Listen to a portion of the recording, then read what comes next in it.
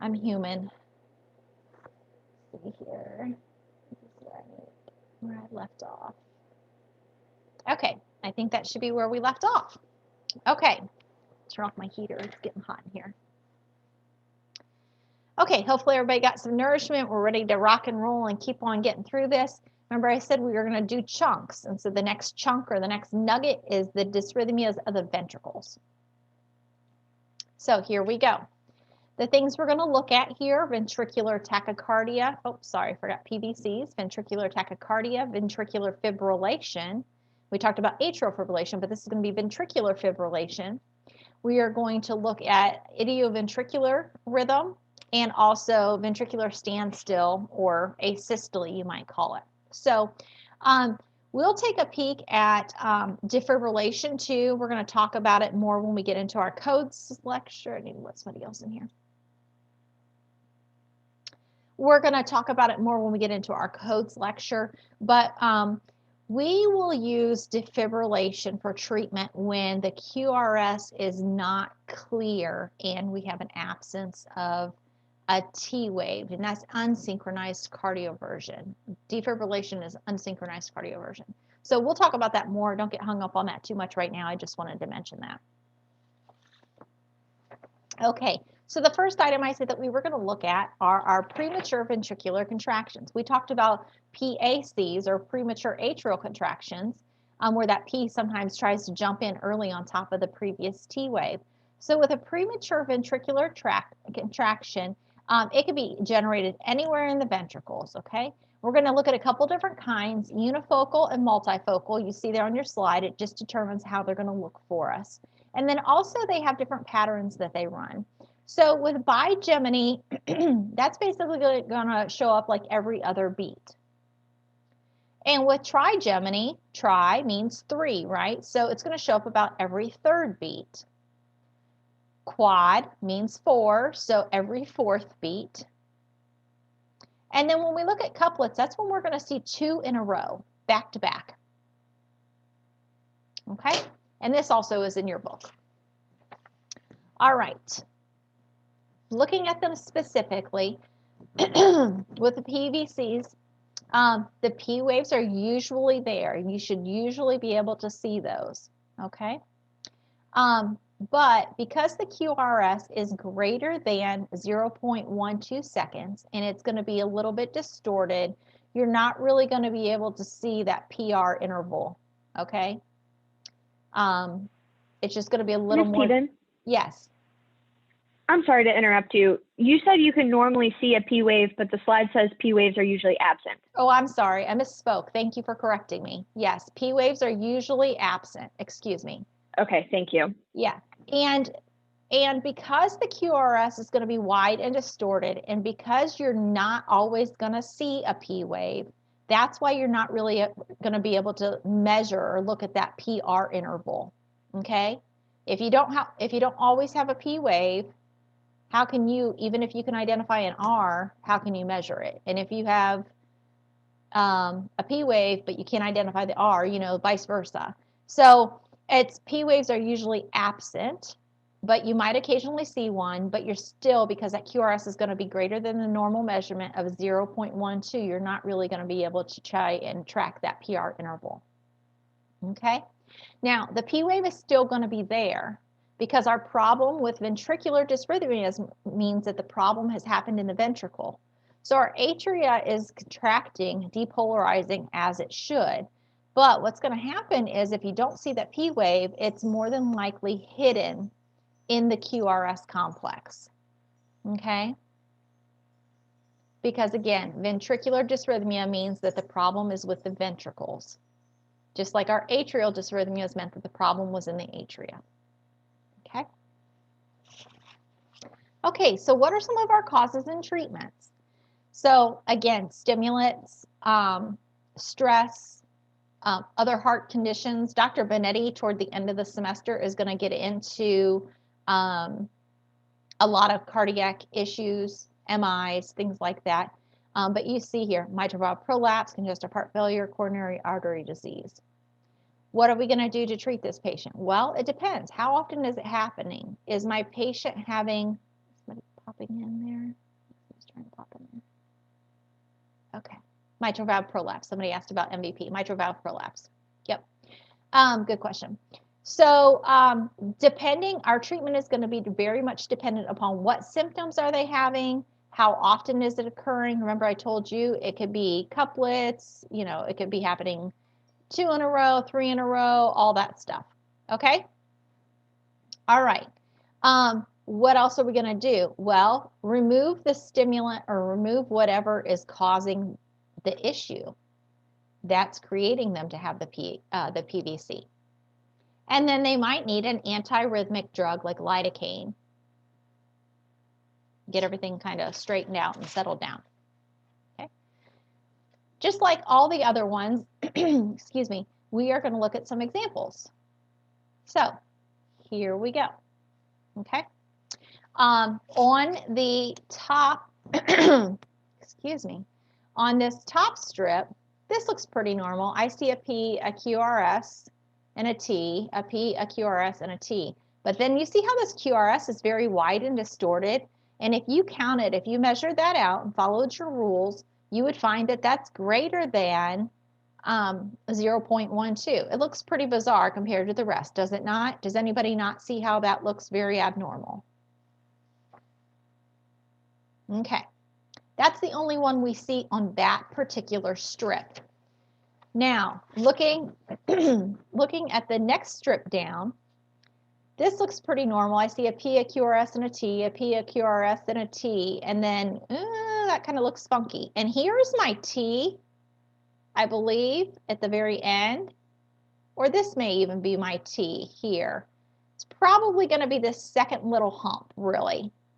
This is probably going to be the QRS, the first negative deflection, the QRS, and this is going to be the T, the second little hump of the M, if you want to call it that. And then here we are. This looks pretty normal again, okay? And I have the P, the QRS, and the T, and then here it gets a little bit weird looking again, right? Okay, now they've listed this out for us. That was nice of them, that it says that this is uniform. It's uniform or unifocal, as I referred to it on one of your other slides, is because they look the same. Does everybody see how this one looks the same as this one?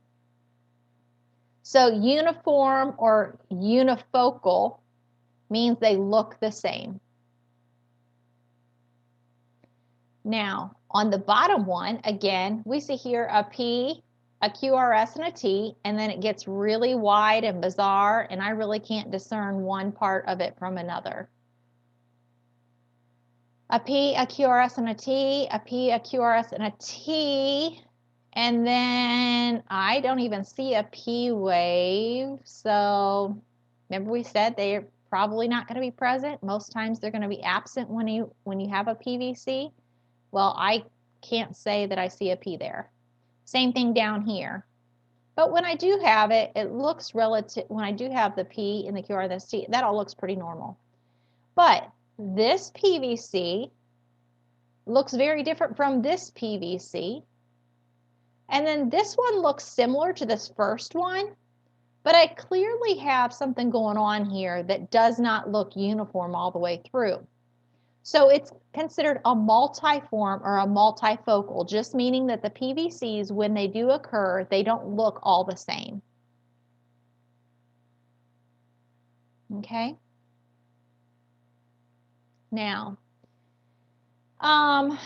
let's see. Here's one, then we have 2 regular beats, then we have a regular one. Okay, this one we can't even, I was thinking, could we say, is there anything that's bigeminy or trigeminy or something like that?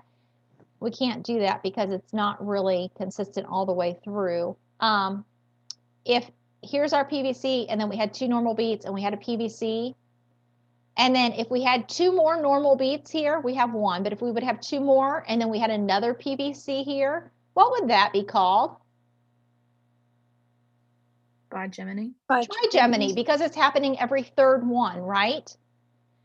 So this section here, you could maybe say this is trigeminy because I have one and then I have 2 beats, and then on my 3rd beat, it's abnormal again. So I could say that's trigeminy, but I can't say it's trigeminy the whole way through because look here with the abnormal one and then only one normal one and then another abnormal one, that little stretch right there would be what? Bigeminy? Bigeminy, because it's every other one. But again, it's not running that pattern consistently. So it would be nice if we had a full 6-second strip where we could see it happening either every other one or every 3rd one, and then we would say, okay, this is what it is. But you know, you may have a question that looks normal the whole way through, except for you might have this PVC and then 2 normal beats and then another PVC. And so that's every 3rd beat. And so that would be trigeminy. Okay. I really don't think you're going to have, I can't recall a strip that's going to have 2 abnormalities like this, you know, that you would have to say, is it either bigeminy or trigeminy in the same strip? I don't recall anything like that. Okay. Now, you might have a strip, not talking about this in particular, but you might have a strip that says, you know, what is this strip? And you might have to say, that it's normal sinus rhythm, or you might have to say that it's, you might have to identify that there's a block, but the underlying rhythm is, you know, let's say sinus tach or sinus brady or something else. When we're asking about the underlying rhythm, we're meaning like, what is the normal rhythm that's going along before you see the abnormality?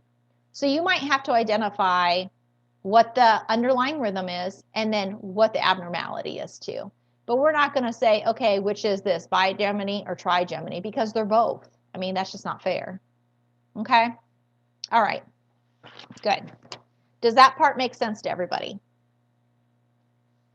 And you know, if they look the same, like this one looks the same as this one, that's uniform or unifocal. And if it looks different, like this one is different from this one, then it's multiform or multifocal. Okay? All right. Let's see here. Somebody has a question. Oh yeah, somebody got it. Okay. All right, good. Let's move on to the next slide. So that's our first ventricular dysrhythmia. Okay, ventricular tachycardia. So again, we know that normal sinus rhythm is 60 to 100, right? And we said sinus tach is anything over 100. But in sinus tach, remember, we have a normal looking P, we have a normal looking QRS. It's just fast. When we get into ventricular tachycardia, we don't have the P, and the QRS is going to be wide and distorted. Okay? So the rate is still going to be over 100, which we said that would happen in sinus tach. But the difference is no P, and the QRS is not going to be normal. Okay? If we say it's sustained, we mean that it's running more than 30 seconds long. So you would have to have more than a 6-second strip, would you not, to see that? And if it's unsustained, it's less than 30 seconds. Now, on a 6-second strip, you might see that it runs for 4 seconds and then it stops. So that you could say would be ventricular tachycardia, because you would have enough, unsustained ventricular tachycardia, because you would have enough. It would be less than 30 seconds. Okay? With ventricular tachycardia, you get some things called monomorphic and polymorphic. Okay? With monomorphic, the QRS is going to be the same shape and amplitude. Okay? So we talked about the voltage, remember, up and down. Okay, so the amplitude. So the QRS in monomorphic would be the same shape and the same amplitude. The rate is going to usually be somewhere 101 to up to like 250. It's going to be pretty regular, and the QRS is going to be greater than 0.12. It's going to be incredibly hard to see a T wave. Okay, and then when you get polymorphic, the QRS could vary in shape and size. It's not going to look the same from one to the next. Okay. It can be upright and then reverse to a negative deflection and then back upright. So, sometimes some of you are asking, why is the QRS going down versus going up? Well, in polymorphic ventricular tachycardia, you might see it flip back and forth from, one beat to the next beat to the next beat. Okay. This could either be regular or irregular with polymorphic. And typically, you're going to have a rate of somewhere between 150 and 300. Again, no P waves, and the QRS is going to be 0.12 or greater. Okay, so the QRS might be normal or greater, whereas in monomorphic, it's definitely going to be greater than 0.12. But monomorphic, they're going to look the same. Polymorphic, they're going to look different. And I think I have an example that we're going to look at here in a little bit. Do I need to repeat any of that?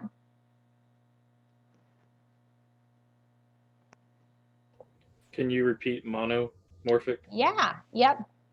So with monomorphic, it's going to look the same. The QRS is going to be the same size, same amplitude from one beat to the next to the next. The rate's going to be somewhere between 101 to 250 usually. Also, it's usually regular. And the QRS is going to be wider or greater than 0.12. Okay. You are going to have a very difficult time seeing a T wave. Okay. And then in case anybody needs it, I'll just keep going here with the polymorphic. The QRS is going to be varying in size and in shape. It could be 0.12 or greater. You might see it go in a positive down to a negative, deflection, upright, back and forth. Okay.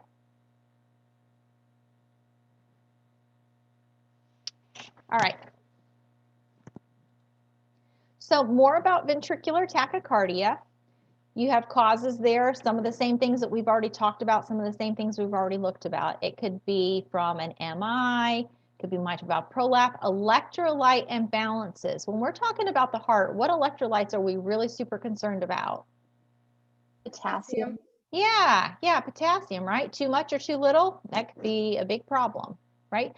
So some causes, MI, electrolyte imbalances, you can read all of those things there, okay? And what are we doing for our treatment? Those are listed there for you as well. Now, remember earlier when I talked about our ketchup bottle? This is really super important. I talked about it when we were talking about atrial fibrillation and the blood just slowly dripping or sputtering down from the atria into the ventricles, and that can really affect our overall cardiac output because the ventricles aren't receiving enough from the atria so that every time they contract that it's sending out that nice big gush of ketchup, that nice big gush of blood to cover our french fries, to perfuse our body with oxygen.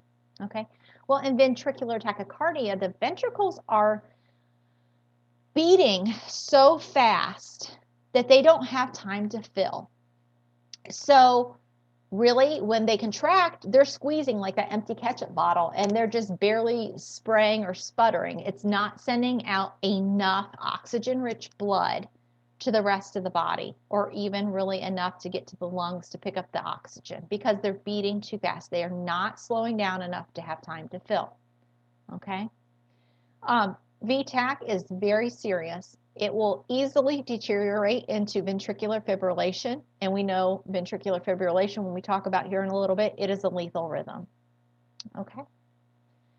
So this needs to be taken seriously. Some other causes that a patient might have ventricular tachycardia in pediatrics. Who remembers talking about ventral septal defects? Yep. So that is going to be some irregularity in the ventricular tissue. And it's almost going to act like that ectopic foci. And so the signals aren't communicating correctly. We had to fix the hole in the baby's heart, right? But what happens anytime you have surgery? You end up with scar tissue. You get scar tissue. Same thing happens in our heart. So that's another thing that really could cause the ventricular tachycardia to start is, ventral septal defect repair as a child or something like that. Somebody from the waiting room here. Okay. And so, kind of, it's important to get your patient's history. It's things you need to consider. Okay. As I said, it can deteriorate very quickly into lethal rhythms such as ventricular fibrillation. It can also, the thing about VTAC is it can be caused, as I have listed here, from an MI, but it could also be the cause of an MI, right? Because the blood doesn't only go through our heart to be carried out to the rest of our body, but blood feeds the outside of our heart, right? It's the largest muscle that we have. It needs oxygenated blood itself. So if it's beating so fast, the ventricles aren't filling and sending out nice big gush of oxygenated blood to the whole body, the heart's not an exception. The heart muscle may not be getting fed with the oxygen-rich blood it needs to continue to beat and contract and work like it's supposed to. Does that make sense to everyone? Blood doesn't just go through the heart, it feeds the heart as well. And if it becomes ischemic, if it's lacking oxygen-rich blood, what happens in an MI, Dr. Benetti will talk about that later in the semester, but our heart is being starved of oxygen. So this can be caused from an MI, but it can also be the cause of an MI. Okay. Now, this patient's going to need probably synchronized cardioversion. I touched on this briefly yesterday. We'll talk about it more in codes. But it's synchronized because we need the electrical impulse to be fired on the R wave and not on the T. Because again, what happens during the T wave? Polarization. Yeah, it's that refractory period, that repolarization. The ventricles have to rest. And we know, looking at VTAC, they're working really, really hard. They're working too hard. Okay? So it would be synchronized, so the machine would identify when it has to happen. Now, if you see VTAC, you're sitting at the desk and doing your charting, or the monitor tech calls you and says, hey, your patient's got to run a VTAC. You don't just keep sitting at the desk. Does anybody know why? Because it can develop into VFib. It can. It can also be VTAC on the monitor, but it can be pulseless VTAC. So you see VTAC on the monitor, you better hustle to that patient's room now. You better get down there. And it might be that they're unresponsive. You're checking for a pulse, and then they're in pulseless VTAC. So you now have a code situation on your hands.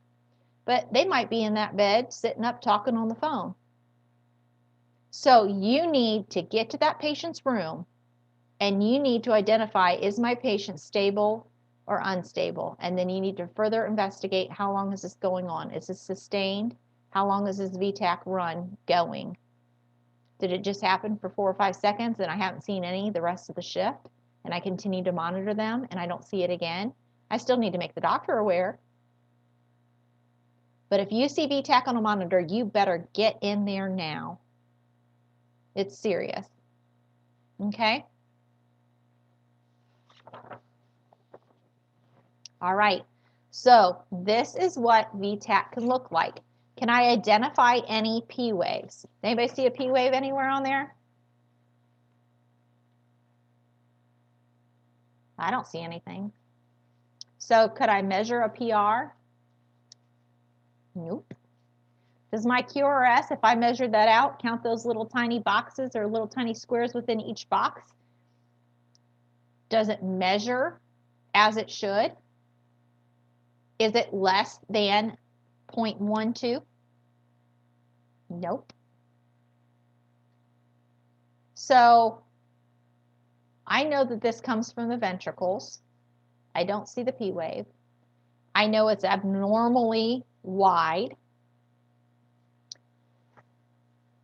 I can see where it started here, and this is a 6-second strip. If I count out, I can see where it started here. I can tell that this was coming off of a normal, and if I counted out my boxes and knew that I had 3 6 seconds here, a 6-second strip I can't see where it ends, but I can see where it starts. So at this point, just looking at this 6-second strip, is that really enough for me to say that it's sustained? No, because I know sustained means it has to run more than 30 seconds. Now, maybe it will continue to do that, okay? If I saw that it just, let's say it started here and let's say it stopped here, and then this went back to my underlying rhythm, whatever it was, normal sinus rhythm or whatever it was, would I say it's sustained or unsustained? Unsustained. That's right. Yep. And so if it ran from like here to, let's say here, I'd say I had, you know, a 3-second run of ventricular tachycardia. But again, I don't know, although I can see where this starts. It depends on what is going to be to the further right of this strip, depending how long it runs. If it's greater than 30 seconds, it's going to be sustained. Does everybody understand that? Yes. Okay, great. Thank you. If you don't, just speak up. Please don't be shy. Okay? All right. Let's see what's next here. Okay, so that was ventricular tachycardia. Ventricular fibrillation. We already talked about atrial fibrillation. And what did we say about the atria? We said they were just quivering, right? They weren't really squeezing. They were just kind of quivering. So ventricular fibrillation means that the ventricles are quivering. Again, ectopic foci in the ventricles. Again, it could be scar tissue, things of that sort. Okay. With ventricular fibrillation, I said to you a minute ago, this is a lethal rhythm. You have a total loss of cardiac output here. Total loss. They're not contracting, they're sitting there quivering. No P, Q, R, S, or T are going to be visible. It could be coarse or fine. You're not able to count a rate. This is a bad situation. Total loss of cardiac output.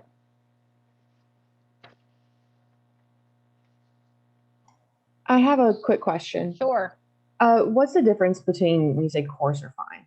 Yeah, we're going to look at an example, but Okay. coarse is going to be a little more wavy, and fine is going to be just like more of a closely quivering line close to the isoelectric line. Okay, Yep. thank you. Mm-hmm.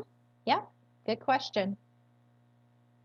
You'll have some questions like that in your weekly math EKG. I think there's a couple like that maybe on the basic exam as well that you're going to get opened up today. Good question. Thank you for asking that. Okay, so with ventricular fibrillation causes and treatment, we really don't know. There's no obvious cause. We know that if someone sustained VTach, it could deteriorate into VFib, but primary VFib, if it just starts VFib, if they hadn't been in VTach first, there's no obvious cause or heart disease. Okay. Most are secondary to other illnesses, a heart attack, coronary artery disease, reperfusion issues, people having some sort of insertion of a device like a pacemaker, cardiac catheterization. This patient is very sick. They're basically dead. They need immediate defibrillation. Now, we don't cardiovert them. We have to defibrillate them. D for defibrillation is D for dead. They have to be defibrillated. Cardioverting is if you have an identifiable rhythm, but it just is not the rhythm the patient really should be in, and we need to get them out of it, we would do synchronized cardioversion. We don't have an identifiable rhythm here. We know that they are in VFib, the ventricles are quivering, they're essentially dead, so we're going to defibrillate in drug therapy for a dead patient. Immediate defibrillation. Okay, so you are calling the code. All right.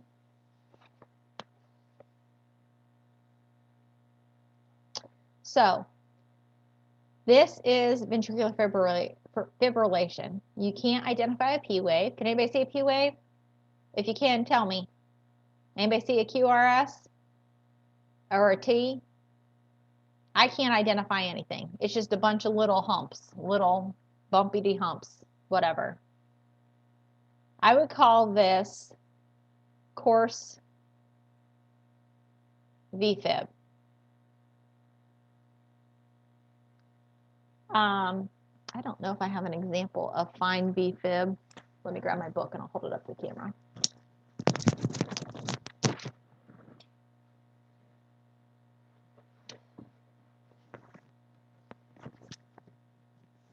I don't have a picture of fine VFib in this presentation, I don't think, but let me find one in a book and I'll show it to you real quick. Will the loops just look smaller? Yeah, it's going to be more of just like a little quivering on the line, closer to the isoelectric line. That makes sense. Okay. So let me see if I can show this. Can you all see that?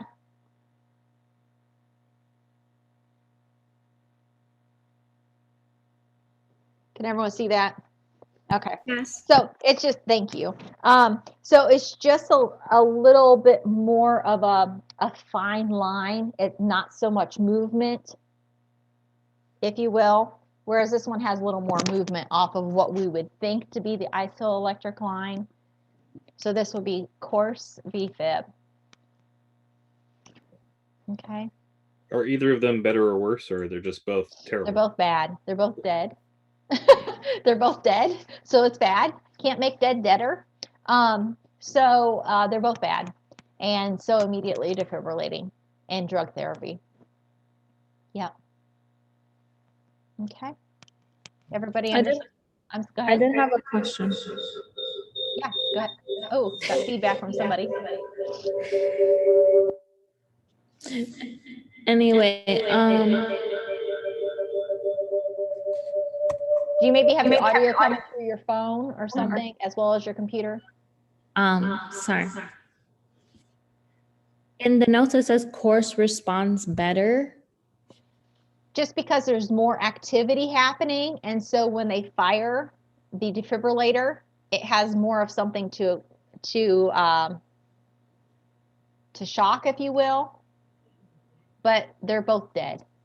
Okay, but it has more activity and you can see it because it's a wave coming more of the isoelectric line. Yeah, and we're gonna get into asystole in a minute, but anybody that has ACLS or something like that, you know that you cannot defibrillate if you don't have something identifiable. Remember, even when you all have done CPR, your basic life support, and you at some point hook the defibrillator up, and it will say stand back analyzing, and it will say no rhythm detected, continue CPR.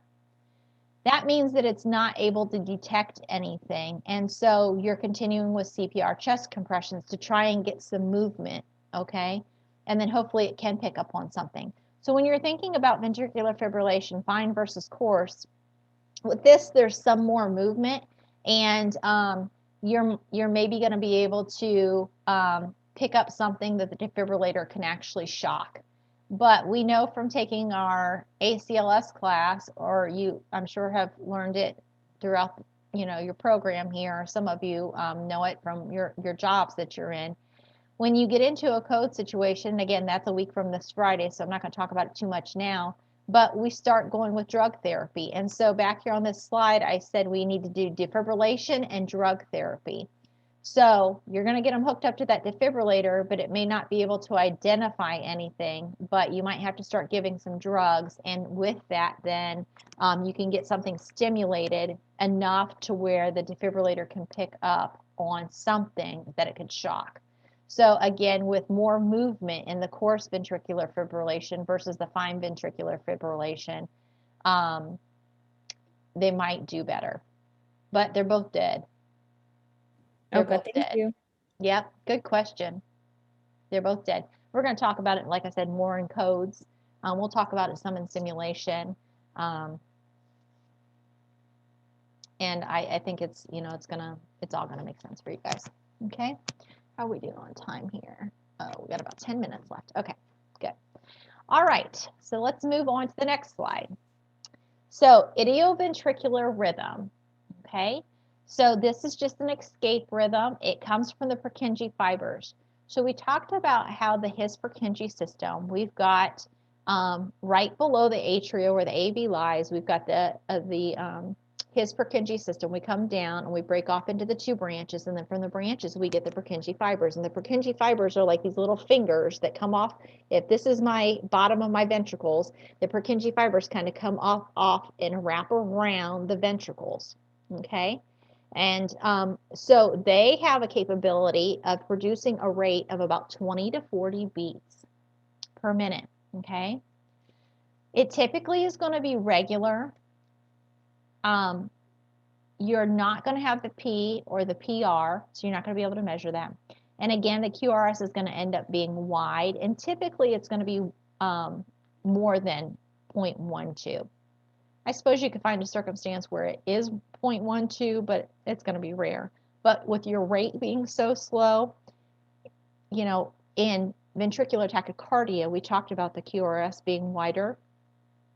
Well, if the QRS is also wider in the idioventricular, the difference is what's my rate going to be? And here we're seeing it's 20 to 40. In ventricular tachycardia, we said it was well over, 150 or so, right? So look at your rate. Go through your steps, okay? So it's going to be typically wide and typically slow. So my causes and my treatments. So there might be a block there at the AV. Remember, it sits again at the top of the ventricles or the bottom of the atria, right there, that massive tissue. Could be a reperfusion issue. Again, somebody maybe had some sort of a procedure done, a catheterization, and just was enough to irritate that tissue and it just makes it irritable. Just makes it irritable, okay? They could have had a heart attack. They could have some sort of toxicity. And then again, your treatment is going to be specific to whatever the cause is determined to be. So it's not a one fixes all. It depends on what caused it to happen. Just like earlier when we were talking about some of the atrial problems and things like that, we said, well, whatever the stimulus is that's creating it, remove that, whether it's exercise or whether it's caffeine or whatever. So with this, whatever the cause is going to be determining what the treatment is.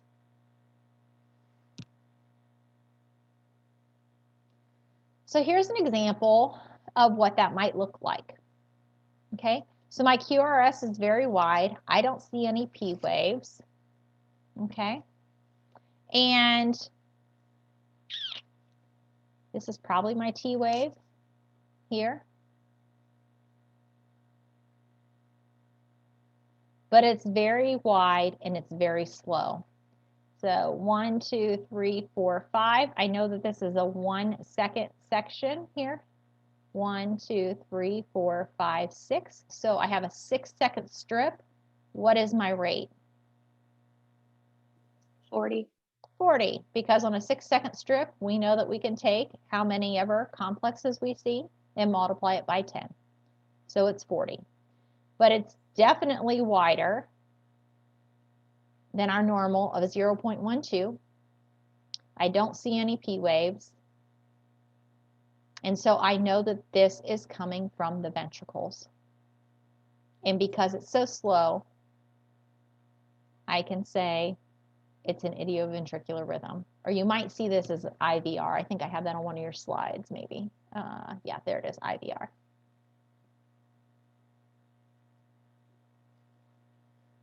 Ms. Stephen, on this strip, can you point out what specifically we're looking at for the QRS complex? Yeah.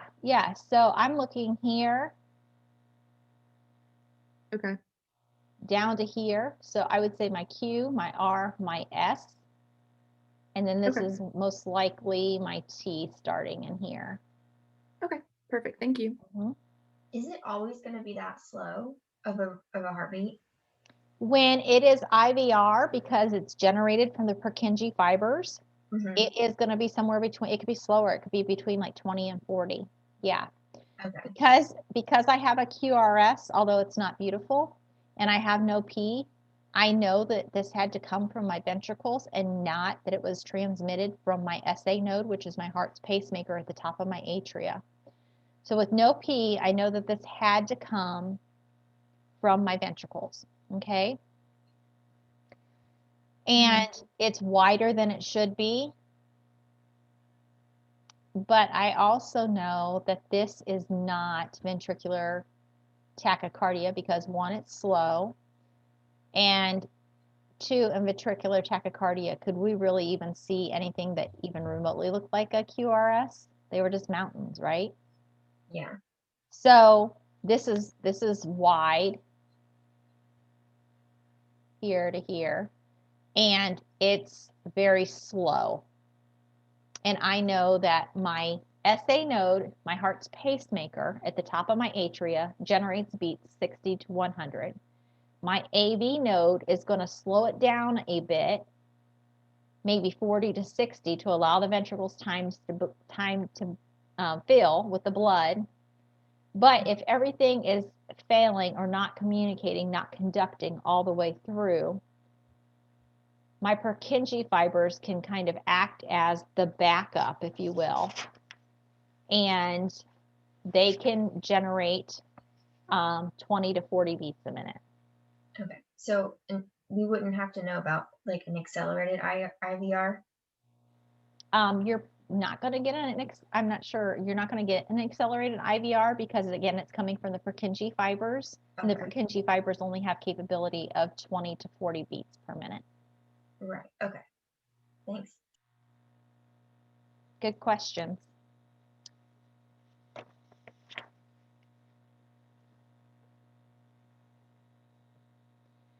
Okay, let's try and get through ventricular standstill here, and then we'll take a break.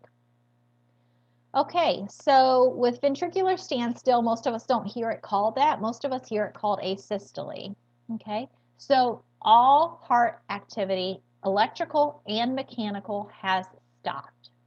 Okay, you will also hear about PEA, which is pulseless electrical activity on the EKG monitor, but that is electrical activity that's happening without mechanical activity.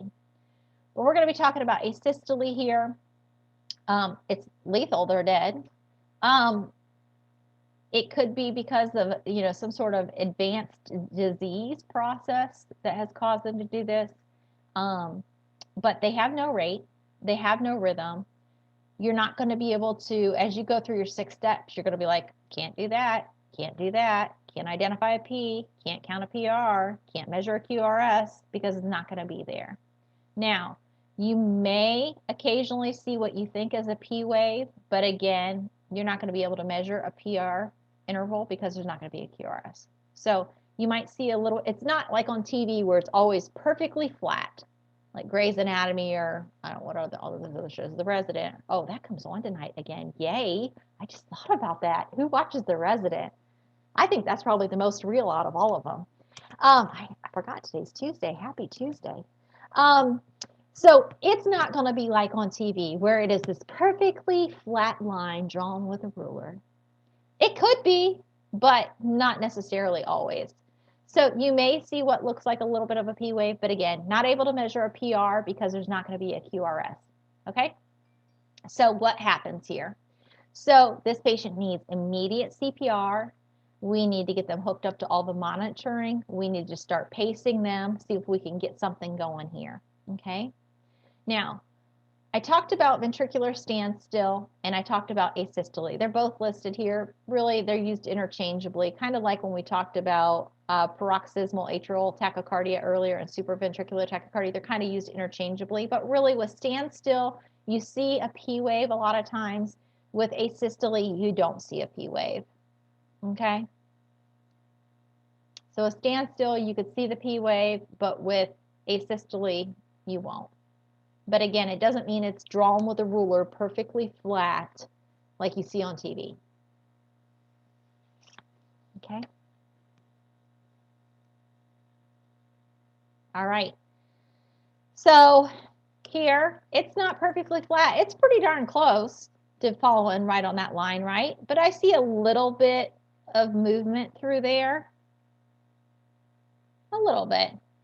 I can't really say that I see a P wave. I don't see anything regular, you know. So this is ventricular standstill or asystole. Okay, but I just want you to understand it doesn't have to be that ruler straight line drawn like we see on TV. Okay. Either way, you're hustling to that room because this patient's dead. Okay. All right, that is a good place for us to stop. I will see you back at 1 o'clock. It's 12:49. I'll see you back at 1 o'clock. We're going to finish up with pacers. And then you guys are going to be able to jump into your basic EKG and start looking at that this afternoon. And again, that's just due the night before test 1. So you have plenty of time.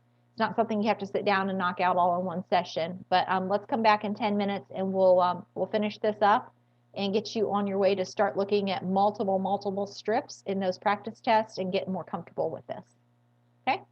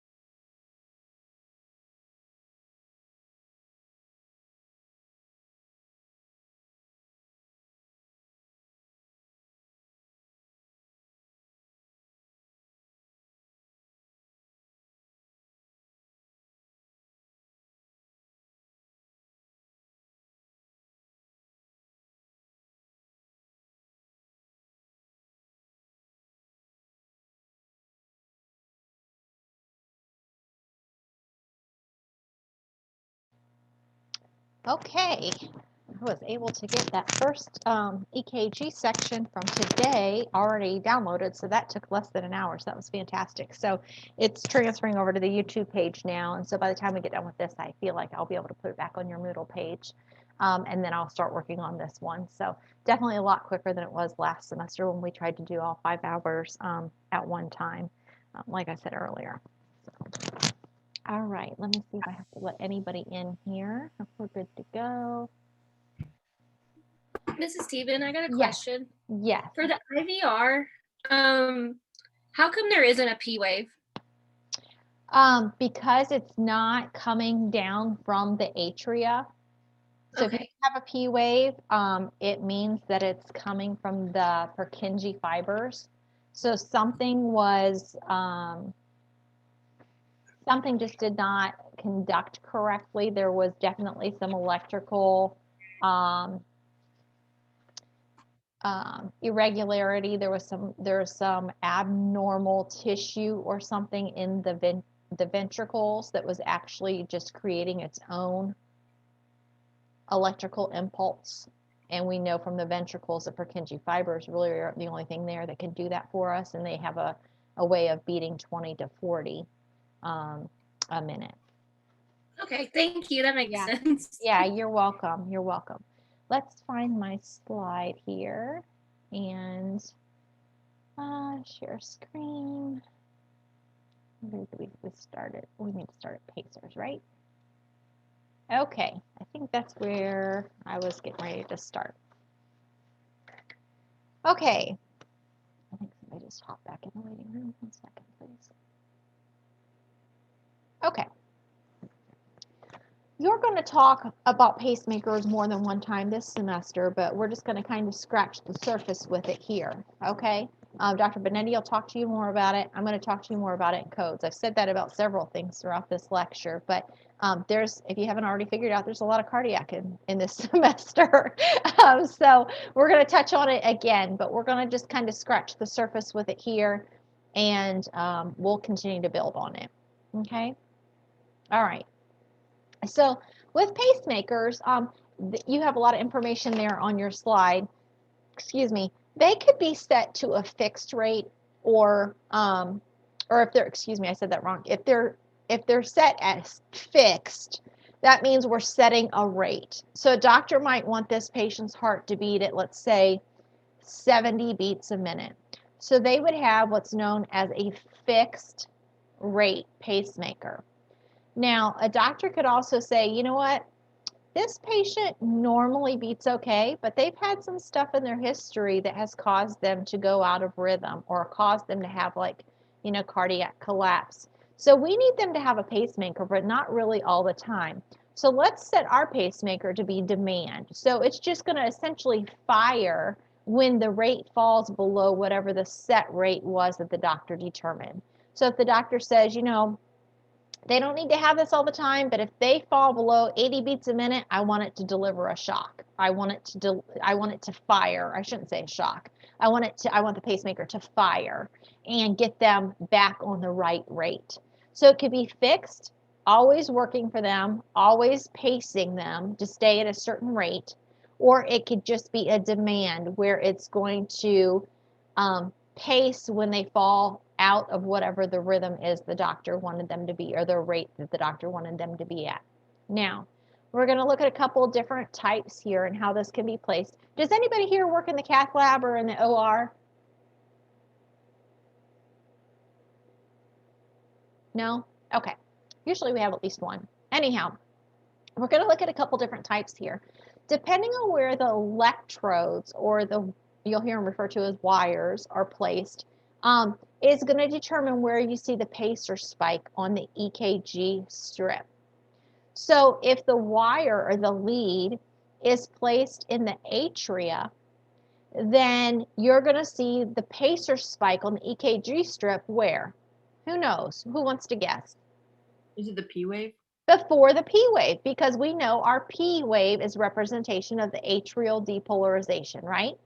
So if that lead or that wire is put in the atria, that pacer spike is going to be before the P wave on the EKG strip.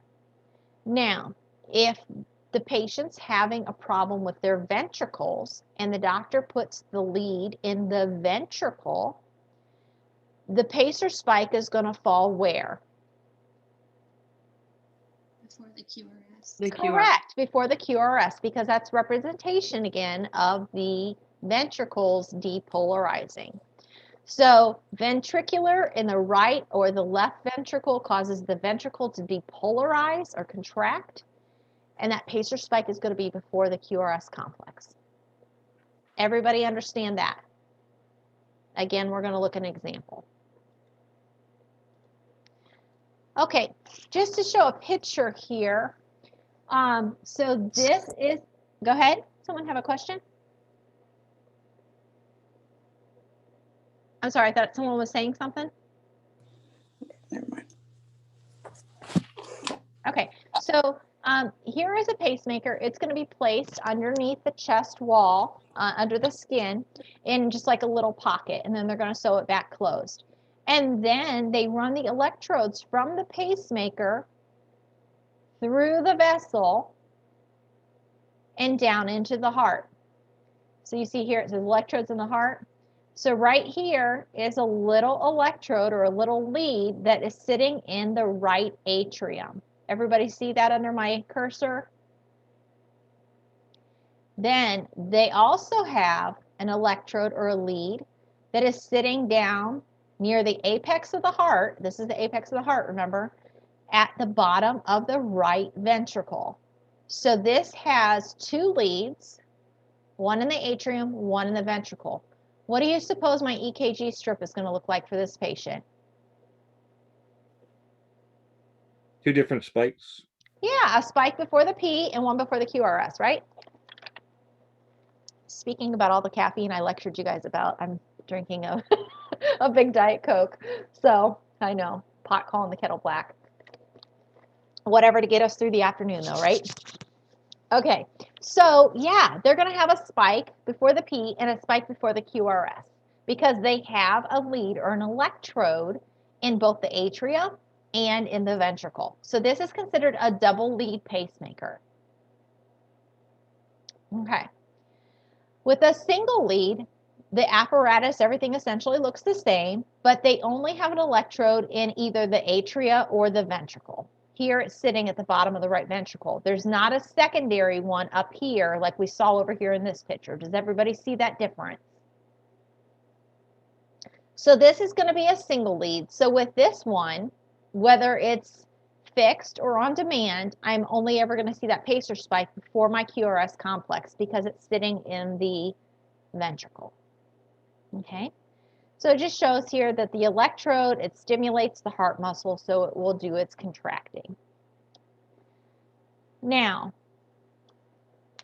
if we emergently need to get something going here, they may temporarily put a pacemaker on the outside of the chest wall and then just run the wires of the electrodes through. And if it's sitting on the outside, it's considered transcutaneous. It's going through the skin, and that would just be temporary. We wouldn't leave it there permanently. And then if they have under the chest wall, we call it about transvenous. It's going under the chest wall and into the vein. But they could have just transcutaneous. It's sitting on the outside and it's transmitting through the skin. Okay? But again, that would be temporary, to temporarily pace someone. Okay? Ms. Teben, can I ask a question? Please. So what's the difference between like a permanent demand pacemaker and an ICD? Because we see a lot of people that have ICDs too, and Yeah, and you can have a combination, a pacer and a defibrillator. So an ICD is an implanted cardiac defibrillator. Okay, so that means it's going to shock somebody if their heart stops. A pacemaker, they're not dying. Well, we hope they don't, but they're not dying. They just need something to keep them going at the appropriate rate so that they don't have further issue. Okay. So pacemaker is keeping them in pace, keeping them in rate that the doctor sees necessary for this patient and their condition. An ICD is a defibrillator. So instead of us putting the paddles on them or the pads on them and defibrillating them, it has a mechanism built in it that it can do that for us. And if that goes off, whoever they're with, they need to call 911. I have Yeah. a question. Who would be a candidate for an ICD then? Somebody that's had a cardiac arrest, some cardiac events, has had multiple MIs, that has a lot of dead cardiac tissue that, you know, it can't regenerate. Even once you do get the blood flow restored, it's dead. So somebody that's susceptible or has had cardiac arrest, you know, one or more times. Yeah. So you will see what Jonathan's asking about. What this is right here is just a pacemaker. It's just keeping them in pace, either when they fall below the designated rate or all the time, because they're so unstable that the doctors just said, we're just automatically going to make this pace them. The ICD is a defibrillator. So think about the pads or the paddles, but it's implanted to the person. So if it stops, it's going to automatically shock them and bring them back, hopefully. Somebody can have a combination ICD pacer, and so it keeps them pacing, but for whatever reason, God forbid, they stop, it will also defibrillate them. So that's a good question. There is a difference between them. Okay. There isn't anything that can cardiovert on its own, correct? Not that I'm aware of. Not that I'm aware of. What was it called again? The one that's inside? Yeah, so it's an internal cardiac defibrillator, is what Jonathan was asking about, and that would fire a shock. Oh. So if it's temporary and it's sitting on top of the skin, it's pacing them through the skin. That's transcutaneous. And if it's implanted and running through the veins, then it's transvenous. Can that also be temporarily? Not typically. Once you get a pacemaker, you pretty much have it. Now, they'll go in every so often and they'll change out the leads. If you get a chance to go to the cath, did anybody in 151 get to go to the cath lab? No, I can't remember. Any of you in my 101 group at Pineville, did I get you to the cath lab or did they ax us out? Some semesters they let us come and some semesters they use it for a regular clinical rotation for other schools. And so they say, ax, can't come. But anyhow, so you will see once somebody does have a pacemaker, they're always going to have a pacemaker. I would say I can't think of a patient that I've taken care of in all my years that has ever had one removed. But what you will see is that they regularly get scheduled to have the electrodes or the wires replaced. And they typically just go to the OR for that, or excuse me, the cath lab for that. And they'll replace those and then they'll get them all they'll get it all programmed so that it's doing what it needs to do. And even once the patient comes out of the cath lab, or if the patient's in the hospital and their pacer, their wires really aren't scheduled or the electrodes really aren't scheduled to be changed, but it's just like something's happened with the programming. You'll see the representative from like Medtronic or wherever their device came from will come to their room, and they can actually, from an external standpoint, they can get them recalibrated to be pacing at the rate that the doctor has ordered. So you'll see a lot of the medical reps come to the patient's room and do that as well. But yeah, so once I've never experienced a patient that has had theirs removed. I suppose there's probably a circumstance, and Dr. Bonetti might go into that a little bit more when she gets into the more serious, more ill cardiac patients at the end of the semester. But I personally have not had anybody ever have theirs removed. I've had the wires replaced, the electrodes replaced. So, sorry. So when you say temporarily, does that mean that they're going to get like a permanent one? Yeah. Is that what you're saying? Yeah. So it's like kind of, okay, that's what I was wondering. Yeah. Yeah. A lot of times. Yeah. Miss Stephen, curiosity question for me, because I work in the pediatric cardiovascular intensive care unit. And they talk about like pulling pacing wires after the patient has had cardiac surgery. Are those considered temporary?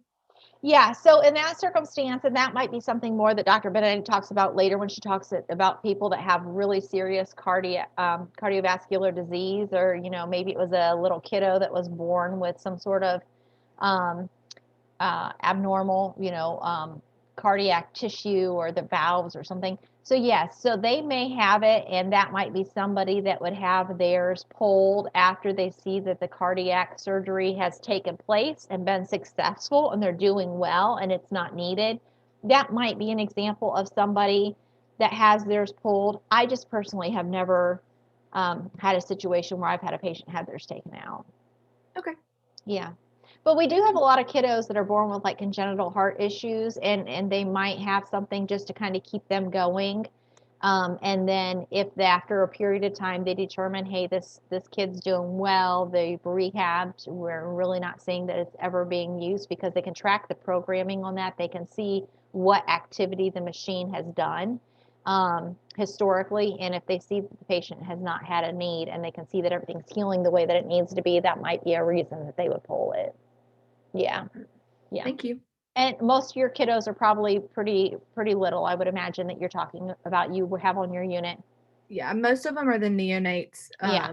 And they typically are with us for sometimes like a week, sometimes more, depending on their surgery and if they need more than that. Yeah. So I kind of figured that was why they pulled the wires, was that they were doing better, and so they didn't necessarily need them. But I just was curious. I haven't actually asked a nurse that question, which is probably something I should do. Yeah. Yep. That's your spirit of inquiry, one of our Fab Four things. So that's great. Yeah. Always ask questions. It's always good to be eager to learn more. Just be hungry for that all the time. But yeah, that would probably be a good example of that.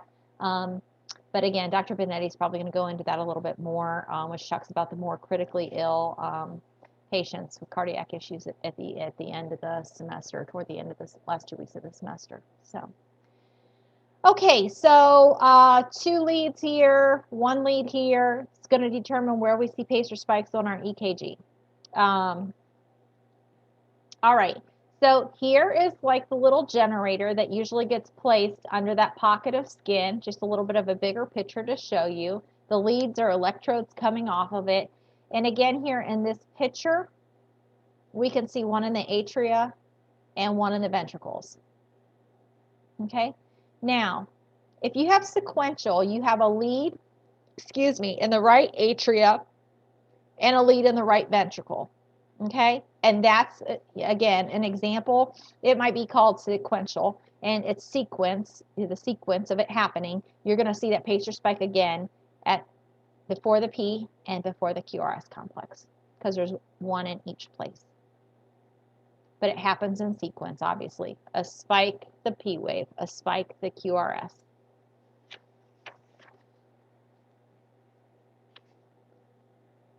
And then I think I have another picture here. Yeah. So here you see where it's outside, and this would be transcutaneous. It's transmitting, it's going through the skin, versus transvenous. It's not underneath and in through the vessel. So just another picture. You can find all kinds of good. This came from Medscape, as you see. I have the credit on here. All kinds of good stuff online. I'm assuming the external ones are temporary because of like infection potential and stuff like that. Well, yeah, and a lot of times it's just to quickly get it in place, just to buy us some time until we can get them in a cath lab or something to actually place the permanent one. Gotcha. Yeah. Yeah, but yeah, for an infection standpoint, that could be a nightmare. Very much so. Okay, so looking at pacer rhythms here, again, easily recognized on EKG strips. You could see it before the P wave for the atrial, or before the QRS complex for the ventricular, or both. Causes that spike. If you know that they have a pacer and you don't see that spike, if it's supposed to be like a fixed rate, so you should be seeing it before every P or before every QRS, wherever the electrode is, and you're not seeing it, the pacer may have a malfunction, and it's what we call failure to capture. Okay. Now, if they have a pacemaker and it's set to demand and you don't see it, well, that just means they didn't need it. That means that they stayed within the rate that they were supposed to stay, and so it was not called upon to pace, so you won't see a pacer spike. So it means it's functioning properly. Okay, so on this strip here, I can't really determine a P wave on here. I can see a spike before the QRS. Again, I can't really see a P, but I'm going to say that this is a ventricular electrode because it is immediately before. Where my P is, I have no idea. I can't really see it. It's here somewhere. It's obviously just small in comparison to this QRS. But it is a straight up and down line. Don't confuse it with, the QRS. It is going to be a straight up and down line, hash mark, either before the P or before the QRS or before both. It's not going to be angled like the QRS is. It's going to be straight up and down. Okay, you're going to have some of these on your practice things, your weekly things. And if they're pacing, and we give you a scenario that says the patient is supposed to pace at, I don't know, 3, 4, 5, 6, 7, 8. This is 80. So this is fixed. This will be fixed and it would be at 80. Now, if you were given a scenario and you knew that your patient was supposed to had a fixed pacemaker set to 80, we'll say, just because this is our strip, and we're bebopping along, and let's say this pacer spike is missing, and this is all going to look different. It would be with failure to capture because it didn't pace them here. Okay, so you have to read your scenario, and you'll have to look at what you're given, and make a determination, based off of that. But that straight up and down spike is the pacer. It's not a QRS. Some people think, oh, well, it's just a really narrow QRS. No, it's not. It's just a straight line. That is your pacer spike. Okay? And if that pacemaker fails, malfunctions somehow, it may be missing. And if your scenario says it's supposed to be fixed at 80, it's a failure to capture. And so if it doesn't pace, then this QRS is not going to look like that, right? May not be there at all, or it might be some little squibble. Then we'll just head on to the next one, but it's not going to look like the rest.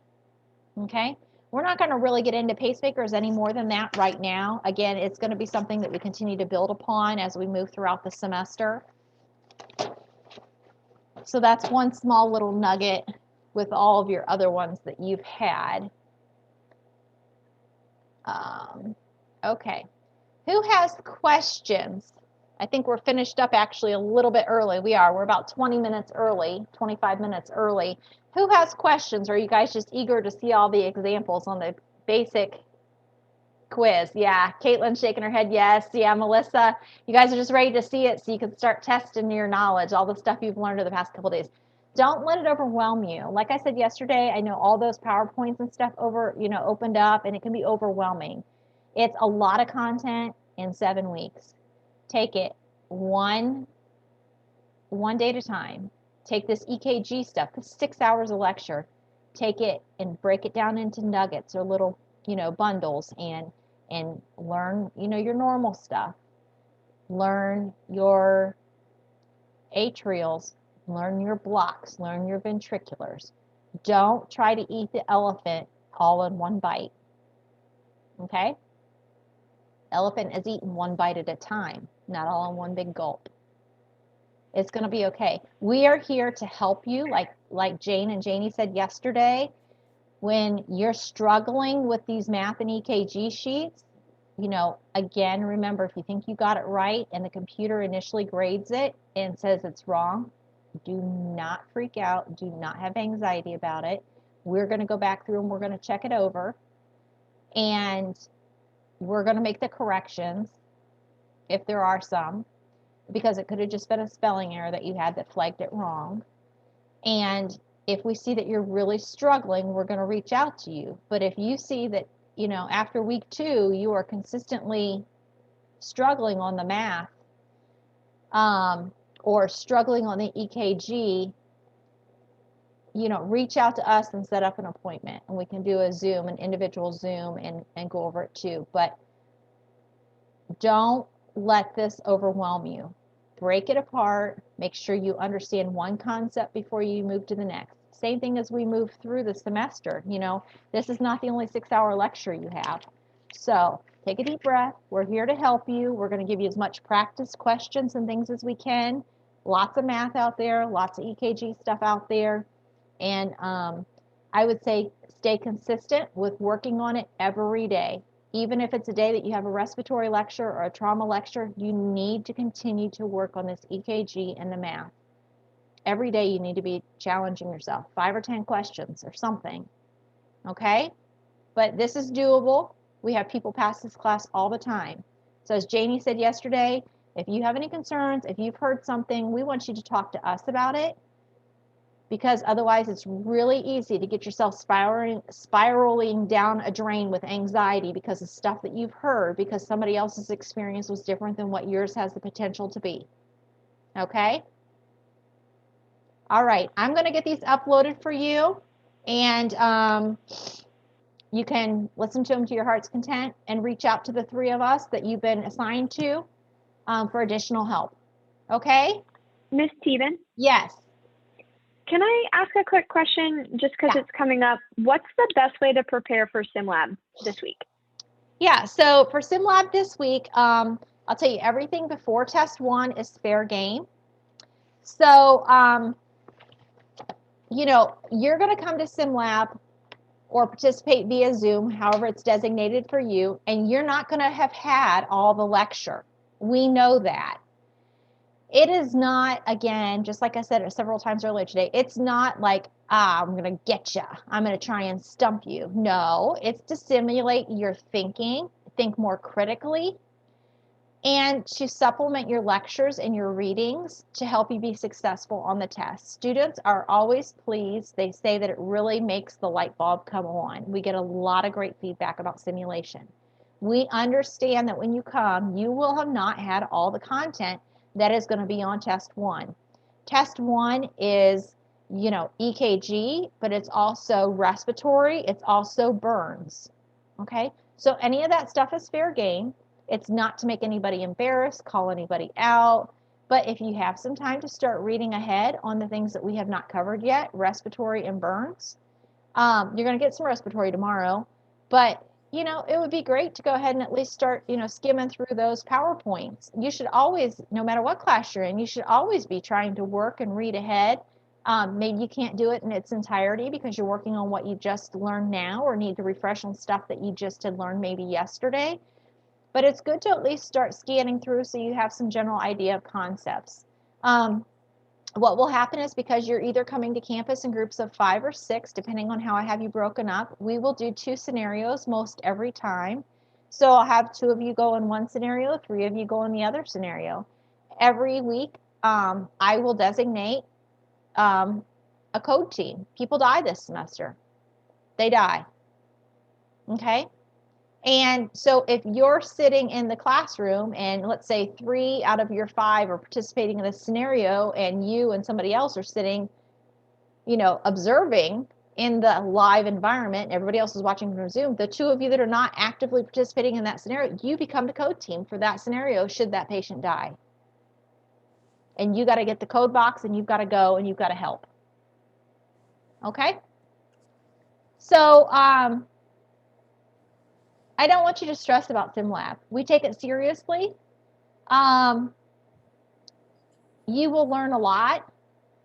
I think that previous classes will tell you that it has helped them immensely. And we have a very lively, in-depth debriefing session. And even if you haven't had the content yet, it is going to help you, because then when you do have the content, you're going to be like, oh yeah, we talked about that in simulation. I get it. I understand. And it's going to make, so it can help either way. I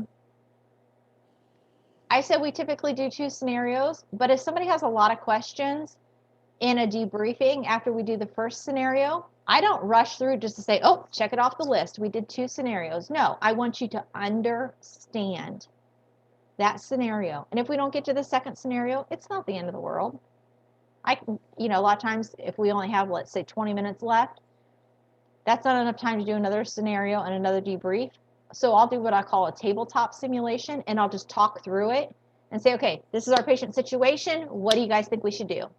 Instead of actually having us participate and work it out and then do the debriefing, because sometimes we're crunched on time.